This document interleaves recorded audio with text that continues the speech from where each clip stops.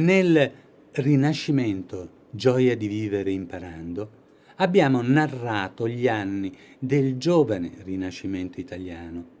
Come ogni movimento vitale, ha un suo momento apicale di serenità quasi perfetta, per poi decadere, trasformandosi e talora trasferendosi.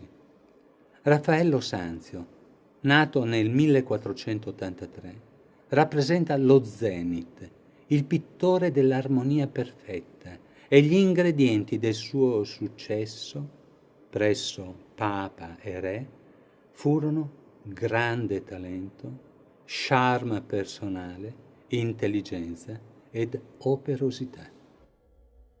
Possiamo distinguere 3 periodi artistici della sua breve esistenza. Morì infatti nel 1520.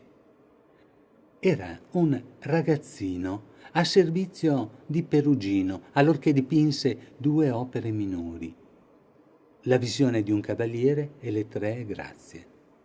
Si avverte la staticità del maestro, ma una nota di dolcezza nuova. Visse 4 anni a Firenze ed imparò dai maestri toscani la composizione monumentale. Studiò con Donatello, Pollaiolo, Michelangelo, che aveva solo 8 anni più di lui. A Milano vide Monna Lisa di Leonardo e la serenità temperata dal volto di lei lo accompagnerà a Roma. In una composizione circolare osserviamo il volto di 3/4 di una giovane. Raffaello toglie anche il sospetto dell'enigma che renderà la Gioconda il fulcro della visita al Louvre. Torniamo a Firenze.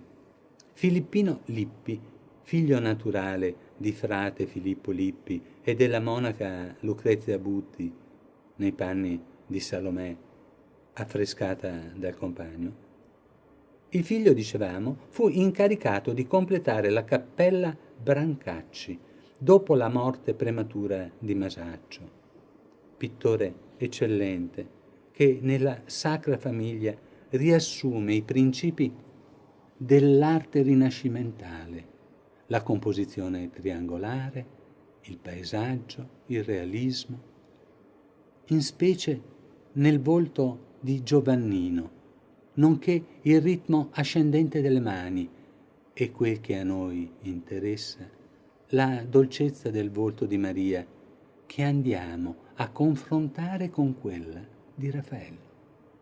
È simile, certamente, ma in Alba Maria lo spazio si allarga, il piede di lei allunga la prospettiva e, come dire, la tela prende respiro. La composizione di Filippino, al confronto, appare piatta, compressa. Le donne di Raffaello, persino le Madonne, sono donne che se hanno bimbi attorno è perché li hanno generati. Per inciso, quella con il cardellino ha il volto di Margherita Luti, sua amante, come lo fu Angela Curri, la fornarina. Sono madri che accudiscono con amore, perché sono il fondamento della natura, anzi, sono il simbolo della fecondità di questa. Non meno di quelle del Rubens. Ricordate le 3 grazie di Sanzio giovane? Queste sono un po' più in carne, premurose, sono mamme, giustamente vanitose delle loro grazie. Poco importa il nome attribuito, Venere, Giunone, sono il dono per ogni uomo. Persino se anziano, Auguste Renoir replicherà con le sue donne al bagno, con moglie e figlio, e con la bella e formosa femmina che con la natura si confonde.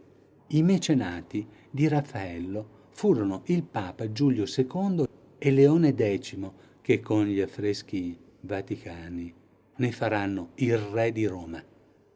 La scuola d'Atene è inserita in una maestosa costruzione architettonica che ha il fulcro su Socrate e Aristotele.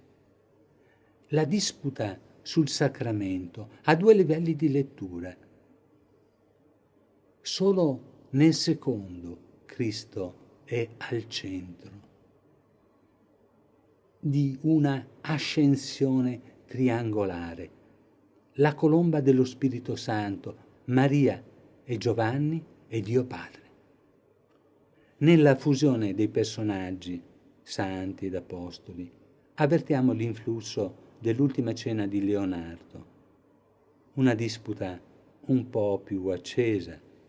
Se a Roma si disputa ed a Milano si cena, a Venezia Giorgione scaccia la monotonia della scuola di Bellini tempestivamente e con il concerto campestre le suona al suo maestro Giovanni.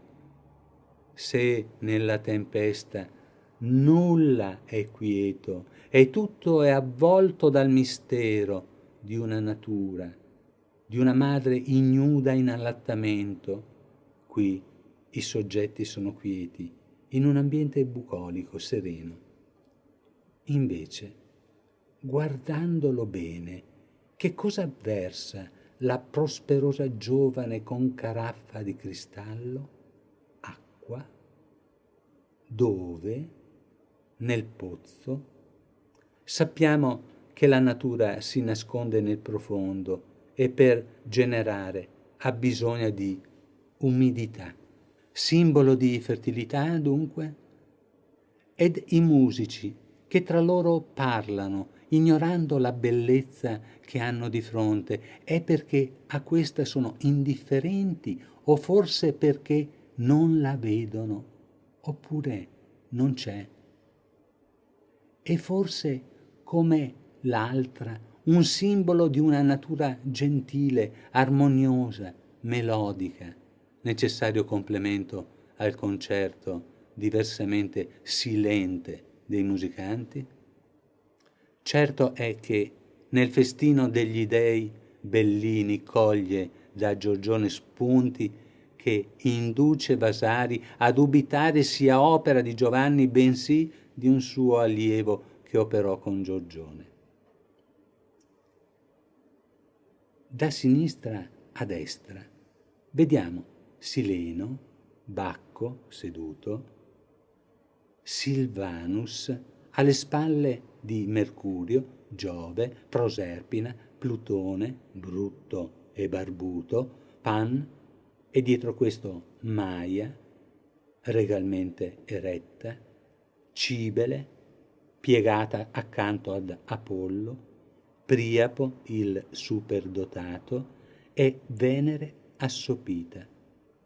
Poco ci azzeccano con le Marie in trono, battesimi e dolorose crocifissioni.